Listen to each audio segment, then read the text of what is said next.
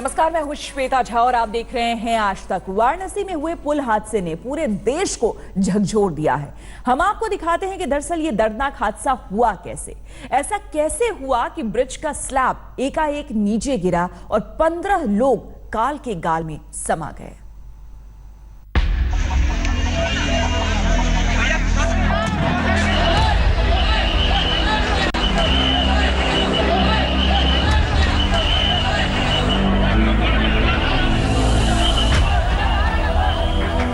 चीख पुकार की ये आवाजें दिल को दहला देने वाली हैं। काशी विश्वनाथ की नगरी में मौत का मंजर है। नजर देख भर नहीं पाएंगे, इतनी विभत्स तस्वीरें हैं। बनारस के कैंट इलाके में मातम की शाम है ये। निर्माणाधीन भारी भरकम पुल के स्लैब ऐसे गिरे कि लोगों का दम वहीं के वहीं निकल गया। ये तस्वीरें इतनी खौफनाक और दर्दनाक हैं कि हम आपको दिखा भी नहीं सकते हैं। ये हादसा यूपी में वाराणसी के कैंट एरिया में हुआ है।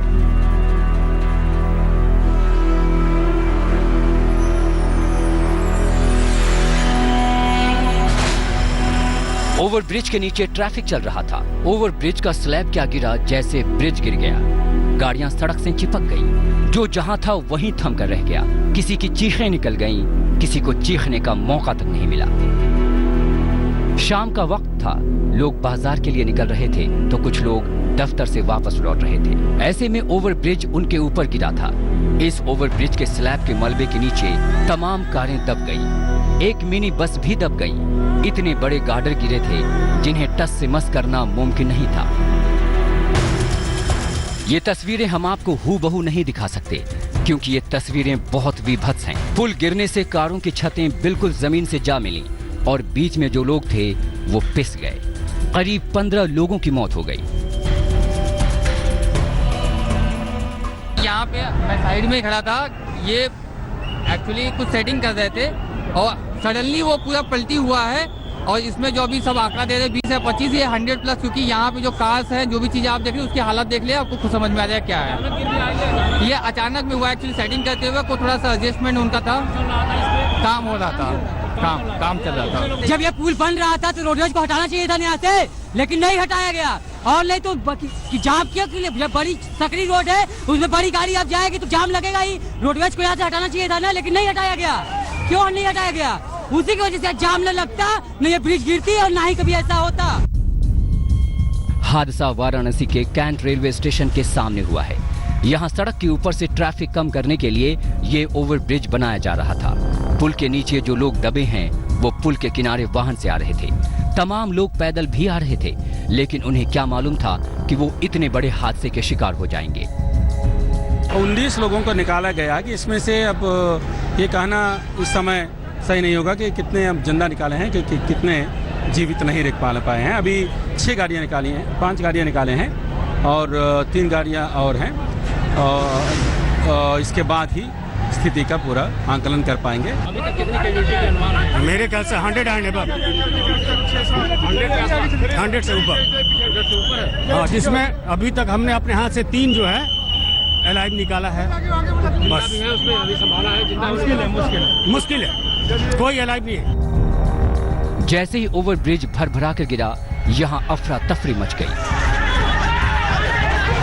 चीख पुकार मच गई। कारों के भीतर लोगों की आवाजें घुट कर रह गई। कारों के पर खच्चे उड़ गए। ओवरब्रिज एक धमाके के साथ गिरा था, लिहाजा थोड़ी देर में वहां हजारों लोगों की भीड़ जमा हो गई। लेकिन सभी बेबस थे क्योंकि ना तो कोई वाहन मलबे से निकाला जा सकता था और ना ही कोई इंसान। घटना का पता मिलते ही बचाव कार्य के लिए टीमें भेजी गईं। मौके पर क्रेनें मंगवाई गईं। युद्ध स्तर पर राहत बचाव काम शुरू हुआ। क्या क्या इक्विपमेंट यहाँ पे इस्तेमाल में किए जा रहे हैं जल्द से जल्द बचाव? हम यहाँ पे कई सारे कटिंग के इक्विपमेंट लेके आए हैं, जैसे आरपी सा है, चिपिंग हैमर ड्रिल है और स्प्रेडर कटर है, जिनसे हम इजीली जो गाड़ियाँ हैं या जो उनको हम काट सकते हैं। उसके अलावा एयर लिफ्टिंग बैग है हमारे पास, एक रैम सेट है, जिनके थ्रू हमें जो हैवी लोड है उसको गाड़ियों पे से हटा सकते हैं। महादेव के मोहल्ले में ऐसा मातम अंदर तक हिला देता है। ये एक ऐसा दर्द है जिसे शब्दों में बयां करना नामुमकिन है। रोशन जायसवाल, वाराणसी, आज तक।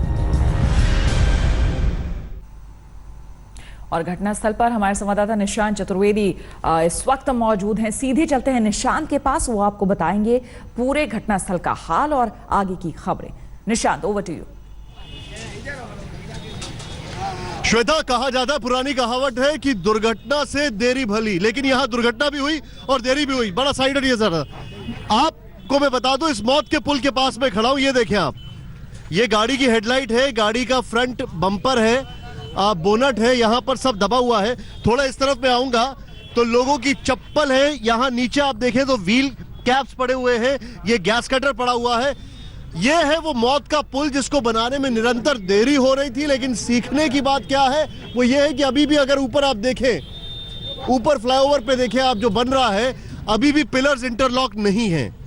यानी कि ये खुला न्योता था एक दुर्घटना को लेकर, एक खुली कोताही थी। और इतना ही नहीं, बनारस में जब एयरपोर्ट से यहां तक हम पहुंचे हैं, पिछले आधे घंटे में हमने ऐसा कई बार, एक जो फ्लाईओवर बन रहा है उस पर भी देखा कई जगह कि जो पिलर्स है ऊपर, उसमें इंटरलॉकिंग नहीं हो रही है।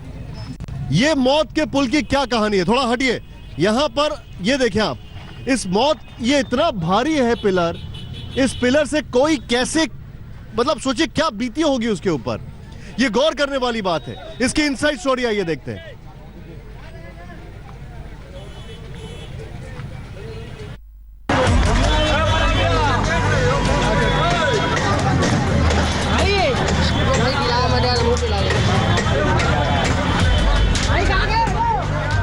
हादसे की इन तस्वीरों को जिसने भी देखा वो तड़प उठा।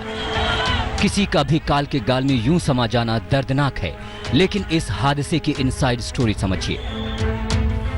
कहा जा रहा है, आज तक को मिली जानकारी के मुताबिक पिछले साल जुलाई में ही इस फ्लाईओवर की डिजाइन को लेकर सवाल खड़े होने लगे थे। कहा जाने लगा था कि फ्लाईओवर की ऐसी डिजाइन बनाई गई है जो भारी वाहनों के लिए मुसीबत बन गई है।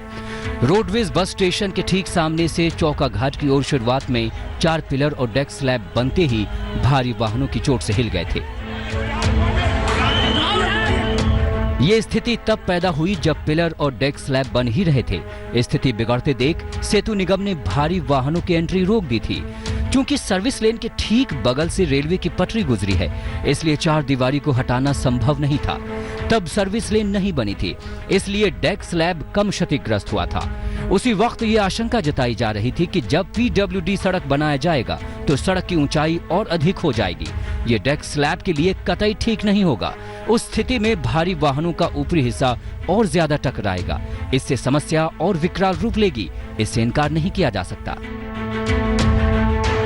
बता दें कि पहले इस फ्लाईओवर को पूरा करने की समय सीमा दिसंबर 2018 थी, लेकिन बाद में इसे घटाकर मार्च 2018 कर दिया गया। लेकिन बाद में फिर से इसकी मियाद बढ़ा दी गई। इस पुल की लंबाई 1710 मीटर है। 25 अक्टूबर 2015 से इस पुल के निर्माण का कार्य शुरू हुआ। ऐसे में सवाल ये उठ रहा है कि जिस काशी को मोदी क्योटो बनाने की बात कर रहे हैं, वहां इतना बड़ा और भयानक हादसा होता है। ऐसे में काशी कैसे क्योटो बनेगा? आज तक ब्यूरो।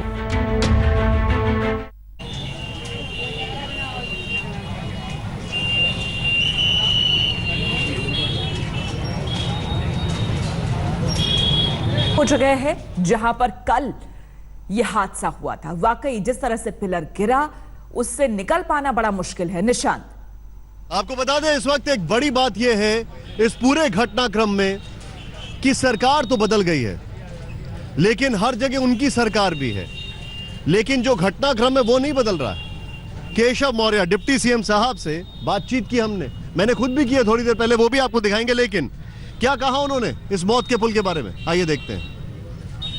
क्या वजह है कि यह हादसा घट? देखिए, यह तो बहुत दुखद और दर्दनाक हादसा था ही। ऐसी घटना होना ये दुर्भाग्यपूर्ण रहा है, लेकिन घटना के अंदर कोई ना कोई लापरवाही हुई है, जिसके लिए प्रथम दृष्टया दोषी मानते हुए जो यहाँ के चीफ प्रोजेक्ट मैनेजर हैं, AEJE हैं, इनको चारों को कल मैंने निलंबित किया है। 3 सदस्यों की एक मुख्य अभियंता लेवल के अधिकारियों की विशेष जानकार हैं तकनीकी दृष्टि से, उनकी एक कमेटी बनाई है, वह इसकी जांच कर रहे हैं और 15 दिन में उसकी रिपोर्ट देने को कहा गया है। तीसरा, हम लोगों ने भविष्य में इस प्रकार की घटना ना घटे उसके लिए तत्काल उपाय करने के भी निर्देश दिए गए हैं और उत्तर प्रदेश राज्य सेतु निगम में एक सेफ्टी का एक सेल भी बनाएंगे हम कि इस प्रकार की चीज़ों को जांचता रहे, क्योंकि पूरे प्रदेश में इस समय डेवलपमेंट हो रहा है तो कई इस प्रकार के निर्माण कार्य चलते रहते हैं।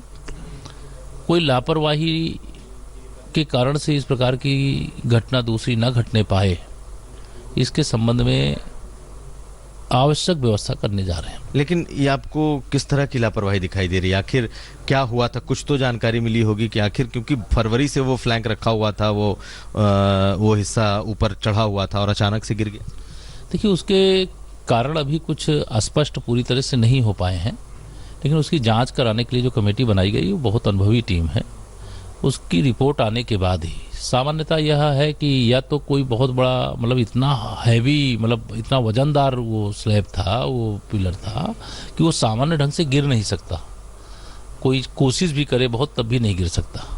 तो क्यों गिरा यह एक बड़ी बात है, लेकिन जब एक स्लैब से दूसरे स्लैब को जोड़ करके आगे बढ़ा जाता है तो उसको बिल्ड कर दिया जाता है, जिससे कोई इस प्रकार की स्थिति में भी वो गिरे तो पूरा आगे से पीछे तक गिरेगा, क्योंकि एक दूसरे से ज्वाइंट रहता है, एक अलग नहीं रहता।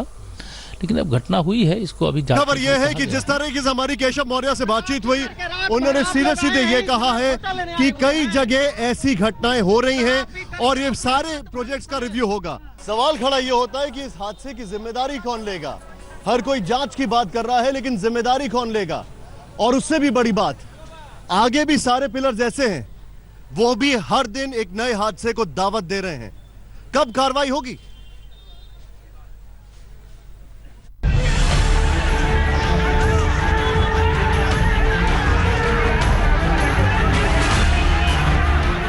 बनारस के कैंट रेलवे स्टेशन के सामने बन रहे इस ओवरब्रिज को देखिए, इसकी लंबाई, चौड़ाई और ऊंचाई को देखिए और फिर ओवरब्रिज गिरने से ये हादसा देखिए। ओवरब्रिज पर 6 बड़े-बड़े गार्डर लगे थे, जिनमें एक तरफ के 3 गार्डर सीधे सड़क पर आ गिरे थे, जिसके नीचे कारें दब गईं, एक मिनी बस दब गई, पैदल चलते लोग दब गए, ऑटो, साइकिल और रिक्शा वाले लोग दब गए।